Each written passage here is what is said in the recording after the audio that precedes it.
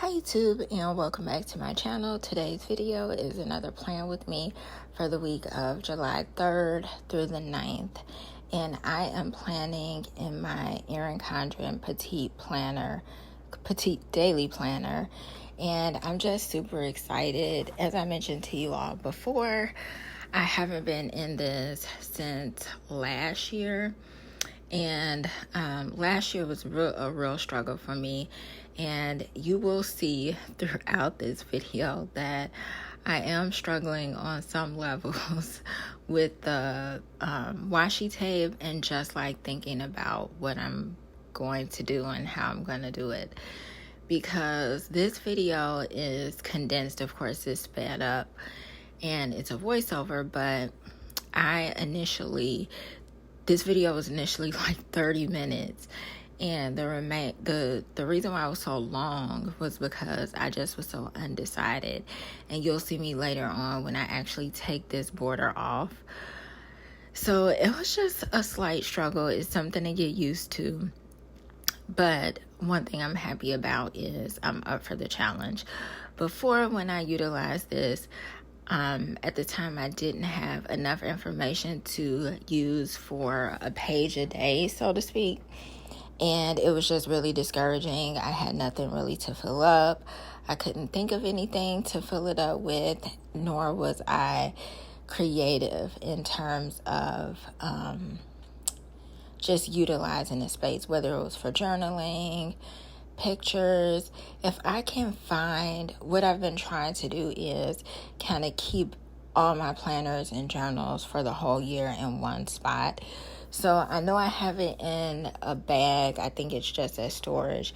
The next time I go, I'll try to get it so you all can see like what I did with that book, because I never did a flip through with that either. But I am using for this month 3 sticker books, and one is something that's really general. It's a Agenda 52, and it's a small, like, just functional one because they have like a lot of different things in it. But that is the overall goal for using the Petite planner, is me being able to utilize a lot of my stickers, because I am in a no sticker buy until September. And I really just want to get through my things. I'm excited to try something different in terms of journaling. And I'm not really going to show that maybe until like mid-month, when I actually get things going and down. But today I just want to talk to you all about health and how a recent experience that I had, I want to share with you all and encourage you all to pay attention to your health and make the necessary changes if need be. So I'm going to try to condense it. Of course, the time is going, but I recently had to switch doctors because my insurance changed, and I wanted to stay within a particular plan or sector of doctors, because the majority of my specialty doctors and history is within this one area. And so my primary doctor had to change, and I had that primary doctor for a while. And she never really mentioned the last labs that I had done was in May, and I was about to do my yearly with her. And so I did my yearly with my new doctor, and they tried to get labs. I let them know I just recently did labs with another hospital. They pulled it up. And she said, well, I want to just test your glucose levels again because it was a little high. And she said, that you don't have to fast for. With what I need from that, you don't have to fast for it, so you can do it today. So I did it. I was a bit bothered because my last doctor basically said, well, some levels in your blood was a little high for certain things, but it's okay. It's not that big of a concern. But I like the fact that this new doctor that I have, is being like totally thorough. And my last doctor also didn't tell me that my cholesterol went down significantly. And I was on high cholesterol pills, and she didn't mention anything about it to say like, hey, the those levels are doing good, we're going to talk about how to come off of it or anything like that. And so when I had the visit, the yearly, with the new doctor, I asked her, since the cholesterol levels is good, can I come off of the medicine? And she said, yeah. She said, you were on such a very low dosage. You can come off of it. We'll test it again in December, give you the 6 months. See if you can maintain it on your own. And then if not, it's something, we can put you back on, but we can definitely see. And so I was super excited about that because I don't like taking medicine. I feel like as a cancer survivor, post-cancer health issues that I have is already enough. And I just I never liked medicine, but after cancer, the amount of medicine and different things that I had to take, I just didn't want anything extra in my body that didn't need to be. So, same thing with the glucose level. It was still a little bit high. I want to say the normal level was 5.6. Mine was 5.9.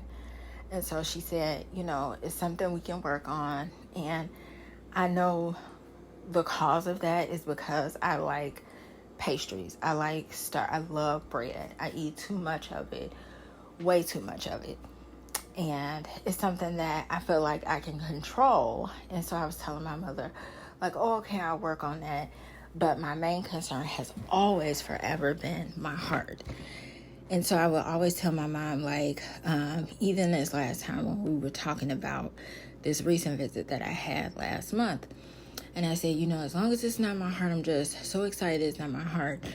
If they said it was something wrong with my heart, or I would have had to take heart medication, no matter what time of night I got off at work, I'm just going to walk or do whatever it is need be. And then it was like a light bulb that clicked. And I said, well, why would I wait until something happened to make me do it? And so I was also telling her about my kidneys, because she said your kidneys are good, liver's good, everything like that.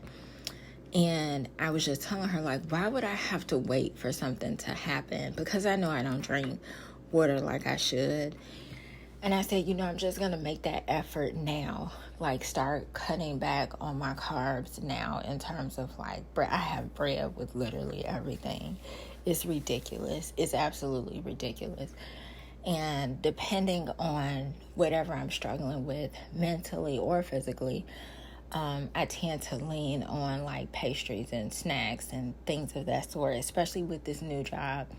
I've definitely been eating more snacks. I've never been a snacker. And it was like a light bulb that said, why wait until something happens to do what you are well and capable of doing now? And I truly believe health is wealth. I don't want to get in my 60s and struggle physically because I didn't do what I was supposed to do when I could have. And if that means that I have to sacrifice and learn a new way of living or practice a lot more discipline in certain areas, then so be it. I would rather try to work on it now. And just like the book that I've been reading, Atomic Habits, even if I did 1% better each day or each week, it would be so much better than doing 1% worse and letting that add up. So even if I'm able to do 5 minutes, so exercise is difficult for me because of the joint issues that I have, and it just makes working out sometimes very difficult. And sometimes my joints are in agreement and sometimes they're not. And it just has caused this perfect storm for not doing nothing at all. And the fact that I don't work at the hospital anymore, I don't even really get my steps in like I used to. So it's something that I need to work on. And even if I'm doing just 5 minutes of stretching, and that's something that I'm thinking about doing now just to start off with, instead of feeling like I have to reach all the way to cardio and do so long of cardio. If I can do 5 minutes of stretching or some type of yoga, even with yoga, I have to be careful because the issues with my joints are they're too stretchy. So whatever need be, I need to make those changes. And I know it's going to be very difficult coming from not exercising at all, I would say, for like the last 2 years, to trying to implement so many days a week.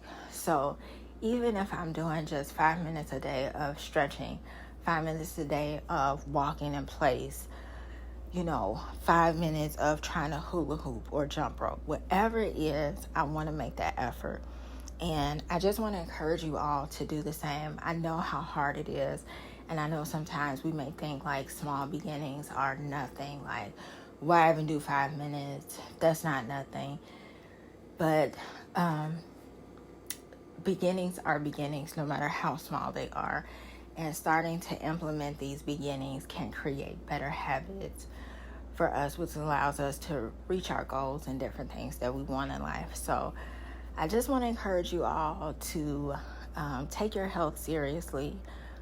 Try not to wait until something horrific happens or something emergency-wise happens and it makes you do that shift instead of you making that move to do the shift on your own. I hope, it reaches someone with me just saying that, because I know for me, I was putting it off and I kept saying, tomorrow I'll do it, tomorrow I'll do it, tomorrow I'll do it, I'll do it after that. But I encourage you to do what you can today. Try not to put off, even if you start off with 3 minutes of exercise, because health is truly wealth. And I hope you guys have an awesome week. I really hope you all also enjoy your holiday as well. I will be working on the 4th. However, I'm going to be working AM shift, so I'll be out in time to see the fireworks. Thanks so much for watching. Don't forget to subscribe, and I'll see you all in the next video.